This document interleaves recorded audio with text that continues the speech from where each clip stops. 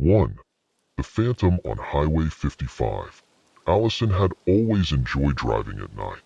Her job required frequent travel between cities, and though it could be dangerous, she found a strange sense of peace when driving alone in the dark. On this particular evening, everything seemed normal. She was cruising down Highway 55, which ran through remote areas of Missouri, on her way from St. Louis to a small town west of the state. The kind of highway where you could drive for miles without seeing another car. But tonight, something was different. As she passed the city limits of St. Louis and neared her next destination, the weather began to change. Clouds gathered ominously overhead, and the wind began to pick up, tearing branches from the trees. Streetlights along the highway flickered, some going completely dark, which only added to the foreboding atmosphere. Allison didn't pay it much mind. She was used to long nighttime drives, but as the miles stretched on, she couldn't shake the feeling that something was off.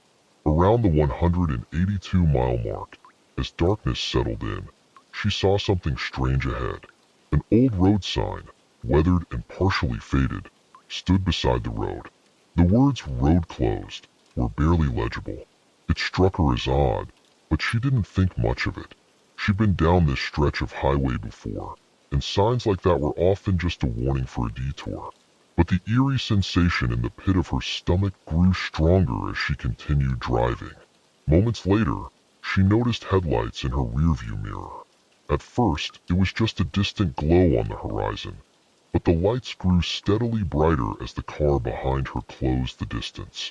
It was a large vehicle, and it seemed to be gaining speed at an unnaturally fast pace.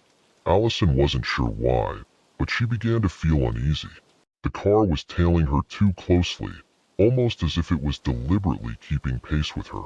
She glanced in her side mirror, expecting to see the car pass her, but it didn't. Instead, it stayed right behind her, keeping a constant distance of about 2 car lengths.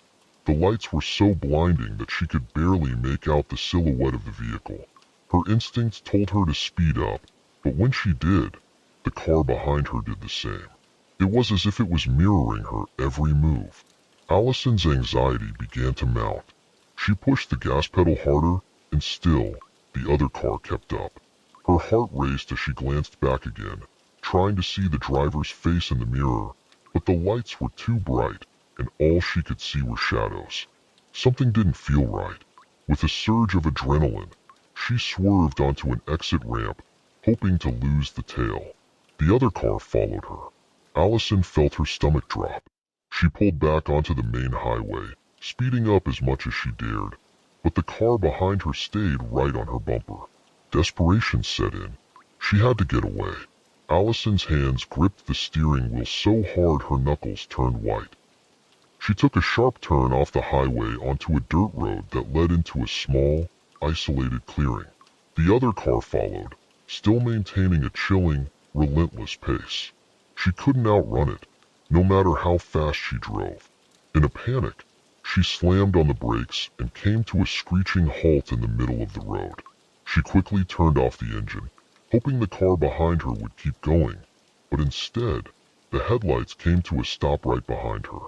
Allison sat motionless for several seconds, her breath shallow, staring out into the darkness. She didn't dare get out of the car. Then, slowly, she turned her head to look through the rearview mirror again. The car behind her was empty. The headlights still burned brightly, but the vehicle was utterly devoid of a driver. The interior was completely dark, and the seats were empty, except for a shadowy figure sitting in the back. The figure's face was obscured by a dark hood, but Allison could feel its eyes on her, piercing through the mirror. Her blood ran cold. Frozen in place, she watched as the car, still with no driver, began to move forward, inching closer to her. But it didn't drive like a normal car. It was gliding toward her, as though it were being pushed by some unseen force. Allison snapped out of her trance, her body flooded with terror. She slammed the car into gear and sped off, not caring about the speed limit or road signs. She drove as fast as she could, her eyes wide with fear. The car followed her for a few miles, but then, just as abruptly as it had appeared, the headlights disappeared. The eerie presence behind her was gone. Shaking, she slowed down. She pulled over at a gas station just off the highway to collect herself. Her hands trembled as she tried to get a grip on her racing thoughts. She needed to call someone, tell them what had happened. But when she took out her phone, there was no signal. Her stomach churned with dread. Still uneasy, Allison started her car again and drove towards the town, hoping to put the whole terrifying experience behind her. But as she approached the town, something strange happened. She looked at her GPS. It was showing her location, but she was confused. She was back at the same spot, exactly where the weird car had appeared. She blinked and checked again. She was on Highway 55 again, but this time, the surroundings looked different. The road signs were faded. The trees on the side of the road seemed darker, and everything had a ghostly quality to it. Her heart skipped a beat as she realized something else. The faded sign she had seen earlier wasn't the only one. More signs appeared as she continued driving, all of them marked with the words, "Dead End." She had driven in a loop, and now it seemed like she was trapped. Desperately, Allison pulled off onto another exit, hoping to get out of this twisted road. But no matter which way she turned, the landscape remained the same. The same empty highway, the same ghostly presence, the same headlights following her. The world seemed to shift around her, like she was stuck in a nightmare. That night, Allison was never seen again. Some say she made it to her destination. Others claim she is still out there, endlessly driving down Highway 55, forever pursued by the phantom car that never leaves her side. 2. The Night Passenger. It was a typical Tuesday evening when Jason began his long drive down Route 76. The road stretched for miles through the dense forests of West Virginia, where the trees seemed to press in from either side, and the air was thick with fog. He had driven this route countless times before, but tonight felt different. Maybe it was the way the darkness seemed to settle more heavily than usual, or how quiet the highway was. There weren't any other cars for miles, and that made the isolation feel even more pronounced. Jason wasn't worried though. He had his music playing softly, the engine hummed steadily, and he was accustomed to driving late into the night. He often worked long hours as a trucker and had grown used to these solitary journeys. But tonight, something felt off. It was an unsettling feeling that he couldn't shake, like there was someone, watching him from the shadows. As he cruised along the winding stretch of road, the night grew even darker, the fog thicker, until his headlights barely cut through the mist ahead. He squinted into the darkness, trying to stay focused on the road. And then, out of nowhere, a figure appeared on the side of the road. At first, Jason thought it was just a trick of the light, or perhaps a deer, but as he got closer, he realized it was a man, standing perfectly still at the edge of the highway. He was tall, with a dark coat that seemed to blend in with the night. There was no movement, no sign of life, except for the figure standing motionless. Jason had seen a lot in his years of driving. Hitchhikers, stranded motorists, but something about this man felt wrong. He slowed the truck down, instinctively, and rolled down the window. "Hey, you need a ride?" Jason called out, hoping the man wasn't in some sort of trouble. But the figure didn't respond, didn't even acknowledge him. The fog swirled around him, and Jason couldn't make out his face. It was almost as though the man was waiting. Jason hesitated for a moment. He wasn't sure why he was so hesitant. He had picked up hitchhikers before, but something about this situation felt different. It was too late, too quiet, and the man was too still. But Jason's sense of duty prevailed. He wasn't going to leave someone stranded out here in the middle of nowhere. He rolled to a stop beside the man, the truck's headlights illuminating his silhouette. The figure still didn't move. "Are you okay?" Jason asked again, his voice slightly more anxious now. Still no reply. Then, just as he was about to pull away, the man stepped forward and slowly opened the passenger door. Jason's breath caught in his throat. He hadn't seen the man move at all, and yet, here he was, standing in front of the truck. His face was still obscured by shadows, but his presence was undeniable. "Where are you headed?" Jason asked, trying to break the tension. The man didn't answer at first, but then he spoke. His voice was low and raspy. "Wherever you're going," he muttered, his voice sounding almost mechanical. Jason felt a chill run down his spine, but he couldn't very well leave the man standing out here. Maybe he was just tired, or maybe he had been walking for miles and was too exhausted to talk. So, with a nervous smile, Jason gestured to the passenger seat. "Hop in," he said. The man didn't move at first. Then, very slowly, he climbed into the truck, his movements deliberate and unnerving. As he settled into the seat beside Jason, Jason caught a glimpse of the man's face. His eyes were hollow, and his skin was pale, almost as if he hadn't seen sunlight in years. His face looked gaunt, like the flesh was barely clinging to his bones. Jason couldn't tear his eyes away from the man's strange, empty gaze. "Where are you headed?" Jason asked again, this time with more urgency, trying to fill the uncomfortable silence. The man didn't respond immediately. Then, after a long pause, he spoke again, his voice even quieter than before. "I'm just passing through," he said, his gaze fixed out the window. Jason tried to push away the creeping sense of dread that was building inside him. There was something unsettling about the way the man spoke, something distant, like he wasn't really there at all. Jason glanced at him again, his unease growing. "So, where are you from?" Jason asked, just trying to make conversation. The man didn't answer for a long time.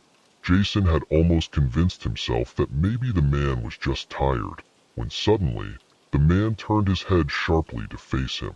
"You shouldn't have stopped," he said, his voice cold, almost accusing.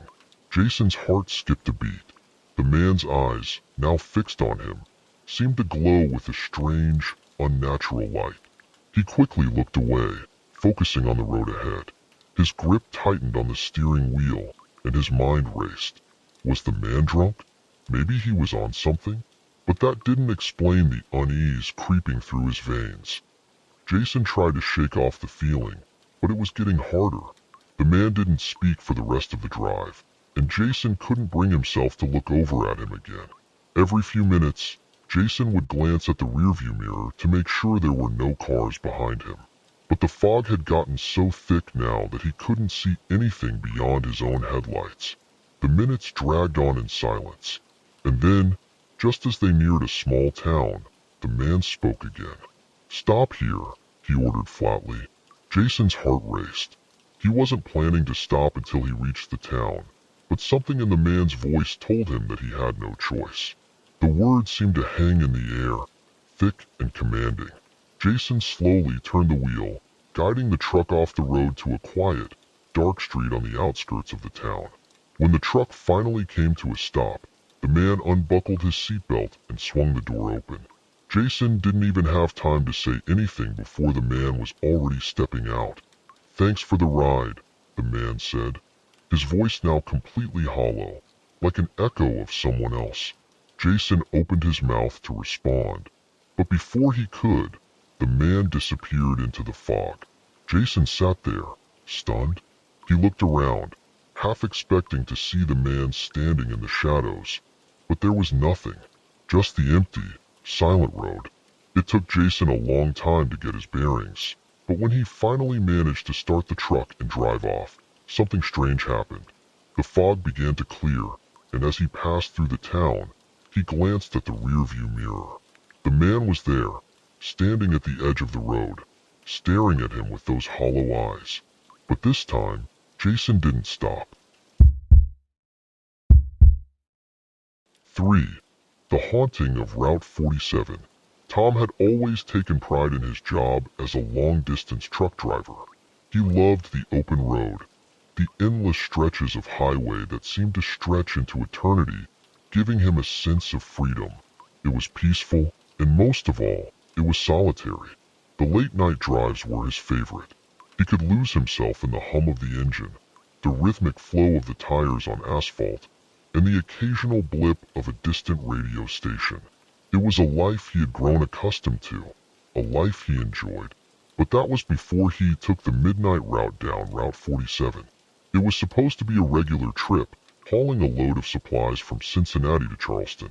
The route was familiar to him, a long stretch of road cutting through the Appalachian foothills, winding through dense woods and small towns. There was something unnerving about the route, though, something Tom had never been able to quite place. The dense forests, the narrow lanes, the occasional flicker of something just beyond the edge of his headlights. But he'd never given it much thought. That night, as he cruised down Route 47, the weather was clear, the air cool, and the moon hanging low in the sky. The highway was quiet, eerily so. No other vehicles, no distant lights from towns. Just Tom, his rig, and the silent expanse of road ahead.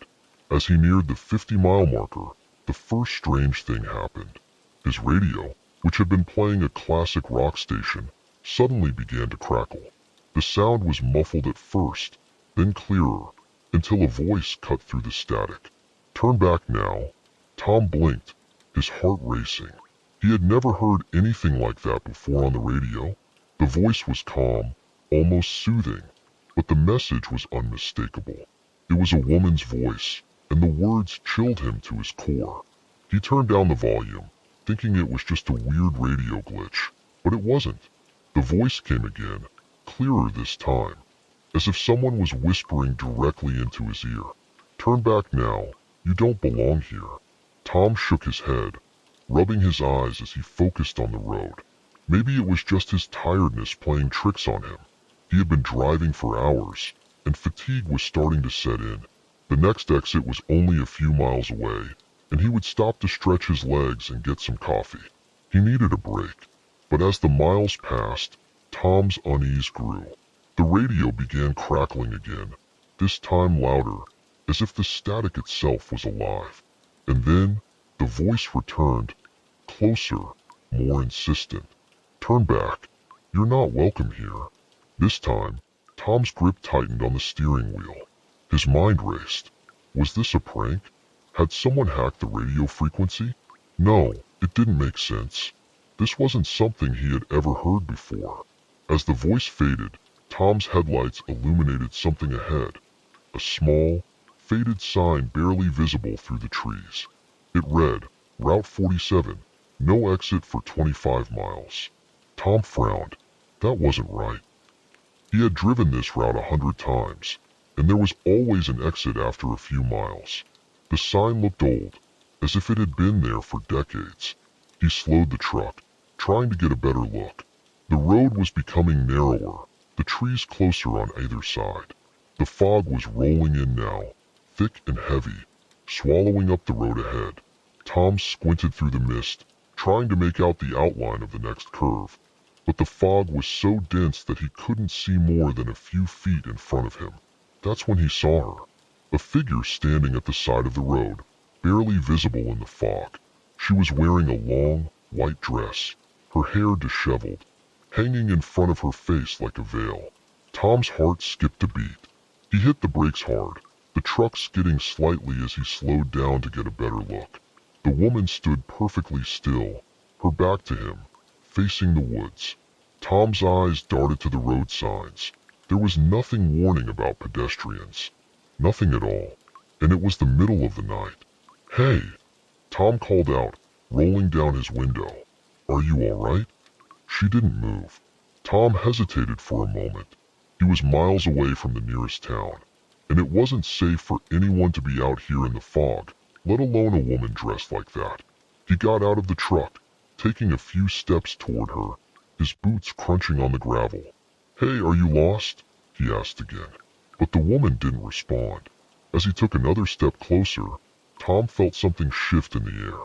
A sudden chill that made his skin crawl. He was now only a few feet away from her, but still, she didn't move. Her head was tilted slightly, her long hair hiding her face, but Tom could feel her eyes on him, burning through the darkness. He reached out his hand, hesitating only for a moment before placing it lightly on her shoulder. And then, in an instant, she vanished. Tom stumbled back, his heart racing, his breath coming in ragged gasps. He spun around, but the woman was gone. The fog had thickened even more, completely swallowing the road in front of him. He could barely see the headlights of his truck anymore. His mind was spinning, trying to make sense of what had just happened. The woman, she had been real, hadn't she? He couldn't have imagined it. But if she had vanished, where did she go? He ran back to the truck, jumped in, and slammed the door shut, his hands shaking as he started the engine. As the truck lurched forward, he glanced nervously at the side mirror, half expecting to see the woman standing there, staring at him. But there was nothing. Still, the air around him felt wrong, heavy, oppressive. He drove for what seemed like hours, the fog refusing to lift. And then, as he came around a curve in the road, the fog cleared suddenly, and Tom found himself looking at a familiar intersection. He recognized it immediately. This was the turnoff to the town of Willow Creek. Only, it was still miles away from where he should have been. He slammed on the brakes. There, on the sign, in faded letters, was a message that wasn't there before. No exit. Turn back. Tom's heart stopped. He looked at the rearview mirror again. This time, there was no woman, but the road behind him was dark, empty, silent. Just then, the radio crackled to life one last time. A low whisper cutting through the static. You should have turned back. 4. The Silent Hitchhiker. James had been on the road for over 10 hours, his eyes heavy with exhaustion. He'd spent the last few days making deliveries across several states, and now, on his way back home to Asheville, North Carolina, he was looking forward to a quiet night in his own bed. The night was dark, the air chilly, and the roads were empty, just the way he liked it. He had been driving for hours without seeing another car, and at this point, the isolation was starting to feel unsettling. The steady hum of his truck engine was starting to lull him into a trance, but he fought to keep his eyes open, gripping the steering wheel tightly. Around 2:30 a.m., as he approached a stretch of highway near a forested area just outside of Spartanburg, South Carolina, something caught his eye. He saw a figure standing by the side of the road ahead, illuminated by the faint glow of his headlights. James blinked, his brain initially registering it as a trick of the light. But as he got closer, he could make out more clearly that it was a person. A man, dressed in a dirty brown coat and torn jeans, his hair disheveled. He was standing motionless by the roadside, staring straight ahead. James hesitated. He had seen his fair share of hitchhikers over the years, and though he usually avoided picking them up, something about this man seemed different. The man wasn't waving for attention, wasn't pacing back and forth like some other stranded travelers James had encountered. He was simply standing still, his back slightly hunched, as if waiting for something or someone. James slowed the truck down as he approached, watching the figure closely. Should I stop? James muttered to himself. He hadn't picked up a hitchhiker in years, but tonight felt strange. The silence of the highway, the eerie stillness of the woods, it all felt wrong. Maybe it was his growing fatigue playing tricks on him, but he had an overwhelming urge to help. At the last second, he pulled the truck over to the side of the road. The man remained motionless. James sighed, turning off the engine and stepping out of the truck. Hey, you need a ride? James called out, his voice tentative. The man didn't move, didn't acknowledge him. James took a few steps closer, feeling the cold bite of the night air. His boots crunched on the gravel, and the sound seemed to echo in the stillness. He called out again, but the man didn't respond. The only sound now was the distant rustling of leaves in the trees, the air unusually still. James was about to turn back, thinking the man might be too far gone to respond, when suddenly the figure turned, slowly, deliberately, and locked eyes with him. It was then that James felt a deep, visceral chill settle in his gut. The man's eyes weren't just cold, they were hollow, empty, black pits. There was nothing human about the way he stared. The man's face was pale, almost sickly, and his lips were cracked, as though he hadn't spoken in years. His hands hung limp at his sides, the fingers long and unnaturally thin. "Do you need a ride?" James repeated, his voice now shaking slightly, his feet frozen to the ground. The man's lips twitched, then, without a word, he began to walk slowly toward James. Each step was deliberate, too slow, like a puppet being controlled by invisible strings. His movements were stiff, unnatural, as though he hadn't moved in a long time. "Jesus Christ," James muttered under his breath. His instinct screamed at him to get back into the truck, but something kept him rooted to the spot. He wasn't sure if it was fear or something else, something deeper that urged him to stay. When the man was just a few feet away, he stopped. He didn't say anything. He just stood there, staring at James, as if studying him. Then, after what felt like an eternity, the man pointed toward the truck. "Get in," the man rasped, his voice dry, as if it had been years since he had spoken. James flinched. He couldn't move. His mind raced, trying to make sense of what was happening. But something inside him, something primal, urged him to listen. Without a word, he nodded and turned toward the truck, moving quickly, almost running, as the man followed at the same slow, deliberate pace. James slid into the driver's seat, locking the door behind him. The man didn't enter the passenger side, though. He remained standing outside, looking through the window at James with those dark, empty eyes. "Where are you headed?" James asked, his voice shaking, even though the man had not yet gotten into the truck. The man didn't respond immediately. The air seemed to grow heavier, the truck's engine suddenly sounding louder, as if trying to drown out the uncomfortable silence between them. Then, with a creak, the man opened the door and climbed into the passenger seat without saying a word. James's hands gripped the steering wheel so tightly that his knuckles turned white. He didn't dare look over at the man. The truck started moving again, the hum of the engine filling the tense silence. James tried to focus on the road ahead, but every so often, he'd glance over at the man sitting next to him. The man was staring straight ahead, his face expressionless, his body unmoving. "Where are you going?" James finally asked again, his voice barely above a whisper. No answer. Minutes passed in agonizing silence. James felt the oppressive weight of the man's presence beside him, like something was crawling under his skin. Every glance toward the passenger seat revealed that the man had not moved. His eyes were still locked forward, his body stiff as a board. There was something wrong about him, something that didn't belong in the world of the living. Finally, after what seemed like an eternity, James couldn't take it anymore. He pulled the truck over onto the side of the road, his breath quick and shallow. He looked over at the man, who was still sitting motionless beside him. I can't do this," James stammered. He opened the door and bolted out of the truck, not bothering to check if the man was following. He needed to get away. He didn't care where, just somewhere. Anywhere, away from that thing in his truck. As he ran, James turned to look back at the truck. It was still there, parked in the middle of the road, its headlights casting long shadows in the fog. The man was still sitting inside, staring straight ahead, unmoving. James's heart raced, his mind spinning. He had to get away.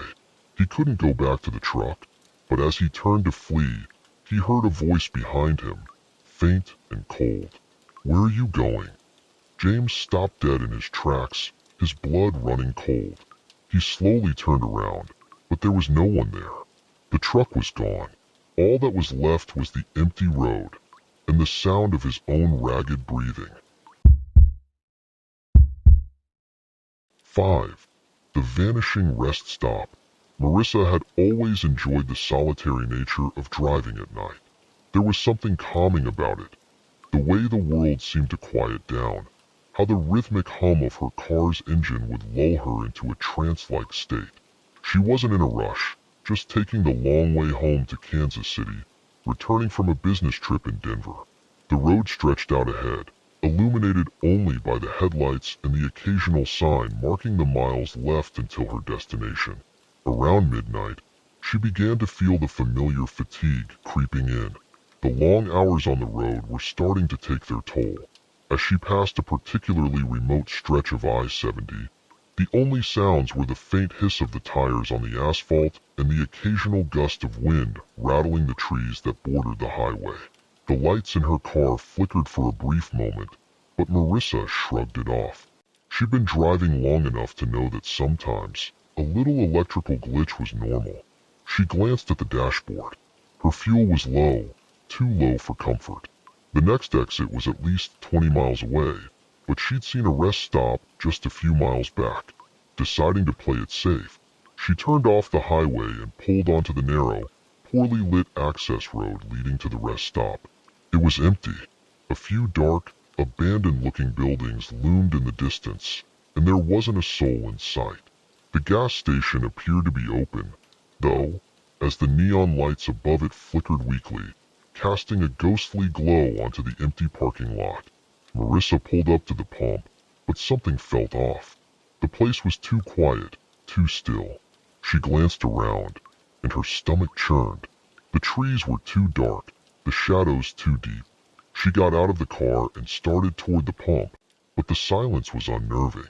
She could feel her heartbeat quicken, the hairs on the back of her neck standing on end. No one else was around. No other cars. No lights in the building windows. Just the faint hum of the neon sign and the echo of her footsteps as she walked to the pump. "Hello?" she called, her voice sounding too loud in the emptiness. There was no reply. The rest stop felt abandoned, but the lights were on, the pumps functioning. Her instincts told her to leave, but the thought of running out of gas in the middle of nowhere was enough to push her into the convenience store. She opened the door, and the bell above it jingled softly, breaking the oppressive silence. The store was dimly lit, the aisles cluttered with outdated magazines and dusty cans. The faint smell of stale coffee lingered in the air. She walked over to the counter, but no one was behind it.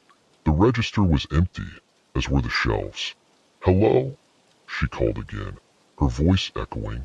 The only sound that answered her was the low hum of the refrigerator behind her and the rustle of wind outside. Her gaze flickered nervously to the back of the store, where she saw a door that led to the restrooms. She was about to turn to leave when she caught a glimpse of something strange, a dark shape moving in the corner of her eye. Marissa whipped her head to the left, but there was nothing there. "Jesus," she whispered to herself, feeling her pulse quicken. She could feel the anxiety building, a knot tightening in her chest. Suddenly, the bell jingled again, and the door opened behind her. Marissa froze. A man stepped into the store, his face partially obscured by a large baseball cap. He wore a long coat that hung loosely around his frame. He didn't seem to notice Marissa at first, just walking straight to the counter and standing there, unmoving. Excuse me?" Marissa said, her voice shaky. "Do you work here?" The man didn't respond. He just stood there, his back to her, as if ignoring her entirely. Marissa's hand hovered over her phone, but she hesitated. Something about the man unsettled her. It wasn't just the silence. It was the way he was standing, the unnatural stillness. She cleared her throat and stepped forward, this time louder, more insistent. "Excuse me, sir?" Still nothing. She started to turn to leave, but as she did, she felt a sudden, cold chill wash over her, making her pause. The man wasn't moving. His shoulders were stiff, and the air around him felt wrong, like an icy presence had settled into the room. Marissa's mind raced.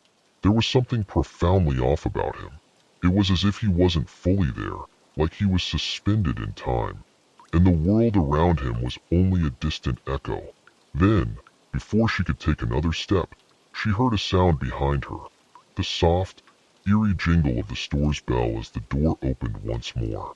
She whipped around, expecting to see someone else, but the man had vanished. Her heart pounded in her chest.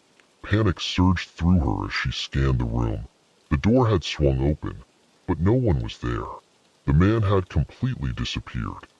Suddenly, the flickering overhead lights turned off, plunging the store into complete darkness. Marissa's breath hitched. She fumbled for her phone, desperately trying to turn on the flashlight. The beam was weak, barely illuminating the dusty aisles. Then, through the dim glow, she saw something that made her blood run cold. The man was standing by the back door, just outside the restroom area. His face was still obscured by the cap, but she could see now that his posture was different. He was crouching low, staring directly at her with an unnaturally blank expression. The hairs on the back of her neck stood up, and she felt the panic rise in her throat. Without thinking, she sprinted out of the store, slamming the door behind her. Her hands shook as she jumped back into her car, slamming the door and starting the engine as quickly as she could. She looked up through the windshield, her heart racing. The rest stop was still as silent as before, the only movement coming from the trees swaying gently in the wind. She didn't stop. She floored the accelerator, not daring to look in the rearview mirror. As she drove away, her eyes never left the road. But when she reached the next exit and took a quick glance at the rearview mirror, just a momentary glance, she saw something that made her blood freeze. The rest stop had vanished. There was nothing but open highway behind her. No gas station, no convenience store, no lights. Just the dark stretch of I-70. Marissa drove straight through to the next town, terrified. When she arrived at the nearest motel, she parked in the lot, breathing heavily. She checked the GPS.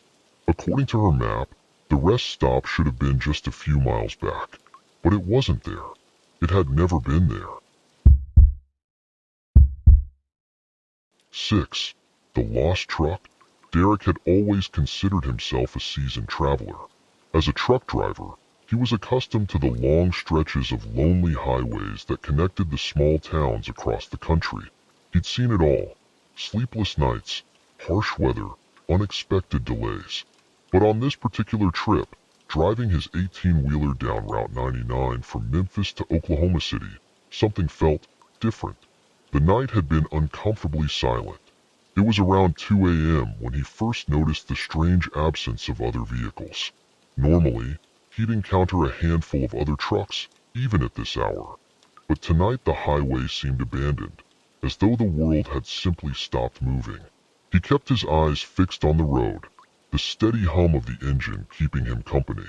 The rain had started lightly at first, misting the windshield, but soon it turned into a torrential downpour, heavy enough to obscure the road in front of him. Derek flipped on the wipers, their rhythmic swish offering little comfort as the rain pounded harder. The only light was from his truck's headlights, casting sharp, fleeting beams that illuminated the slick asphalt and the shadowy outline of trees lining the roadside. Then, through the veil of rain and fog, he saw something strange. A truck. Not just any truck, but a big rig, parked on the side of the road with its hazard lights blinking. It was completely out of place. Derek squinted through the rain, trying to make out the details. The truck looked abandoned, with no one around and its engine idling. Yet no one was inside. Derek slowed down, his curiosity piqued. He considered just passing by, but something about the scene made him uneasy. Truckers helped each other out on the road. It was a code. Maybe the driver had broken down. It wouldn't hurt to check. He eased his rig over to the shoulder, pulling up behind the mysterious truck. It was an older model, its paint peeling and faded from years of wear. The cargo compartment was sealed shut, and there were no signs of life. Derek hesitated for a moment, glancing at the empty cab through the rain-streaked window.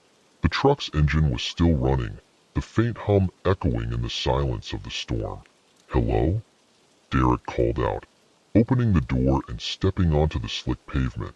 His boots squelched in the mud as he approached the truck, his heart thumping slightly in his chest. The fact that no one was inside made the whole situation feel off. He walked around to the back, wondering if the driver had perhaps gone into the nearby woods or stepped into a gas station. But the area was desolate, just the pounding rain and the dark silhouette of trees stretching into the distance. His eyes went back to the truck's rearview mirror, where a faint movement caught his attention. Someone was sitting inside the truck, just visible through the misted window. The figure was still, unmoving, as if staring at him.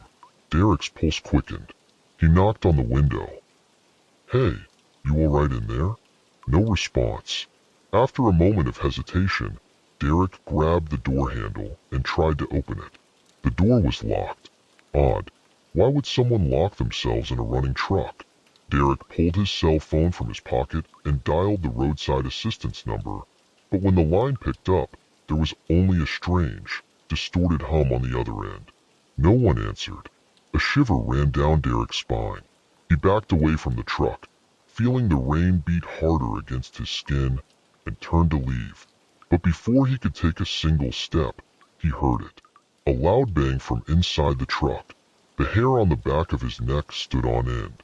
Derek turned back to the truck, his breath catching in his throat. He looked through the window again. The figure in the driver's seat was no longer still. It was moving, shifting unnaturally. Its hands gripped the wheel, its head jerking slowly toward Derek. For a long, terrifying moment, the figure just stared at him through the fogged window. Derek could make out nothing more than the faint outline of a face, pale, gaunt, with hollow eyes and a twisted, unnatural grin. The truck's headlights flickered once, and when they came back on, the figure was gone.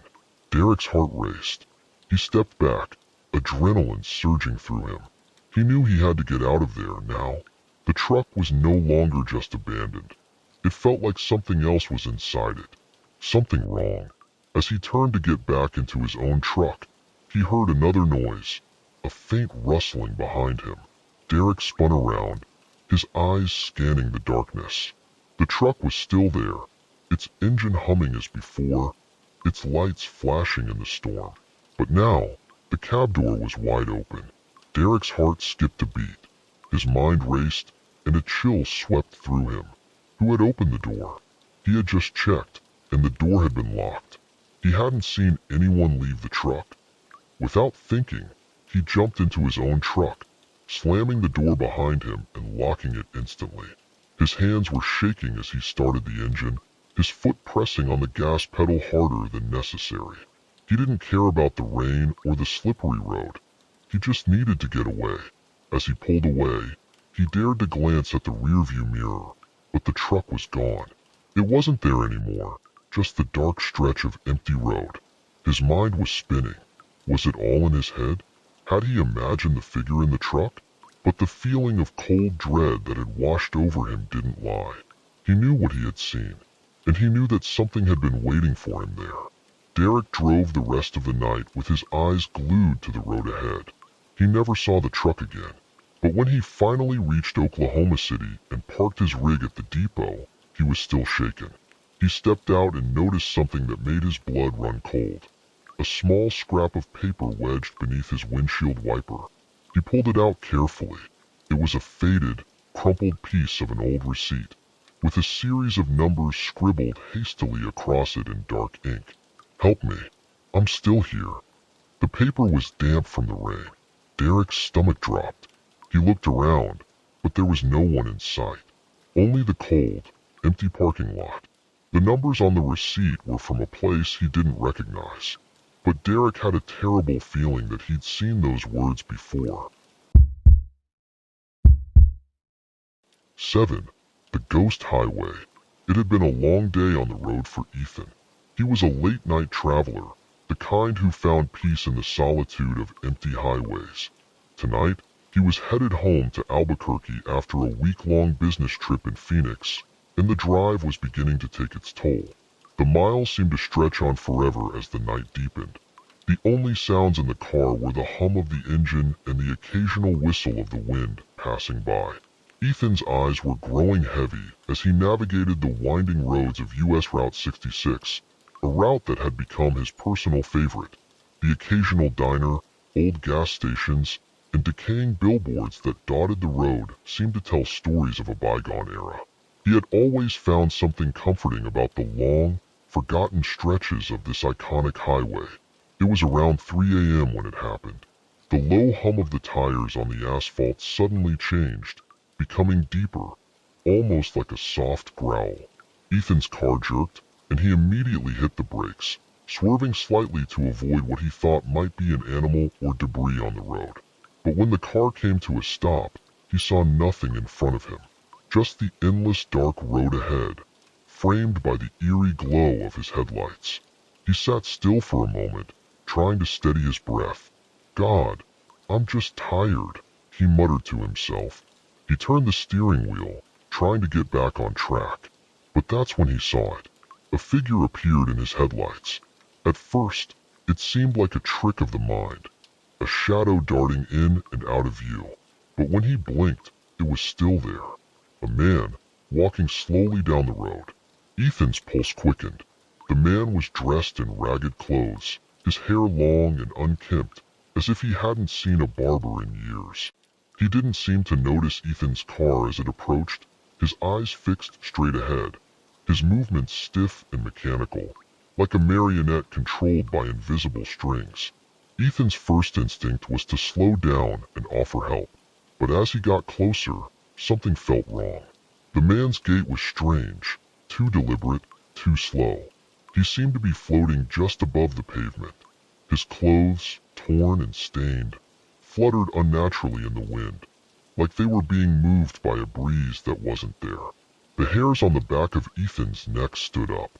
He pressed his foot harder on the gas pedal, but as he tried to pass the figure, something strange happened. The man's head snapped to the side, locking eyes with Ethan. There was no emotion in those eyes, just cold, empty blackness.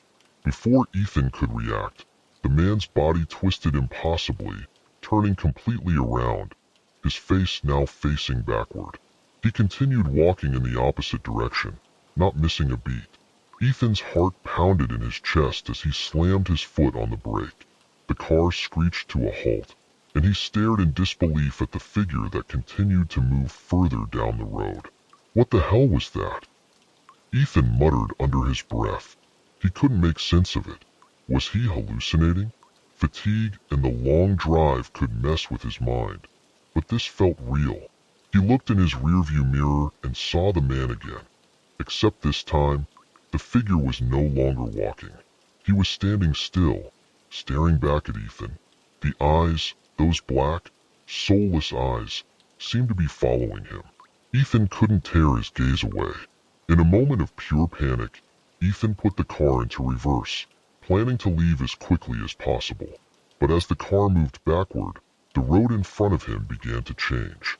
The asphalt cracked and splintered, as if something deep below the surface was pushing upward. The lines on the road became jagged and uneven.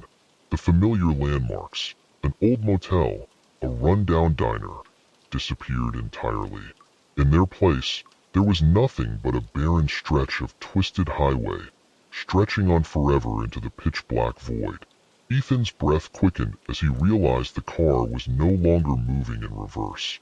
His hands were gripping the wheel so tightly his knuckles were white, and yet the car continued to roll forward as if under its own power, moving despite his best efforts to stop it.